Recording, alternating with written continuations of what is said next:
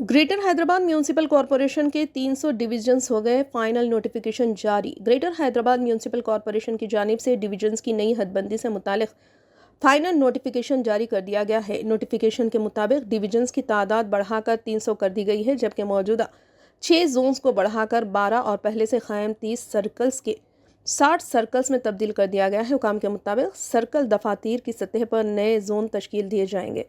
Divisions की हदबंदी से मुतालिक इब्तदाई नोटिफिकेशन इसी माह 9 तारीख को जारी किया गया था, जिसके बाद 6000 से ज़ायद एतराज़ात मौसूल हुए। इनमें से माकूल और जायज़ एतराज़ात पर गौर किया गया और इनकी जांच के बाद जुमेरात को हतमी नोटिफिकेशन जारी किया गया।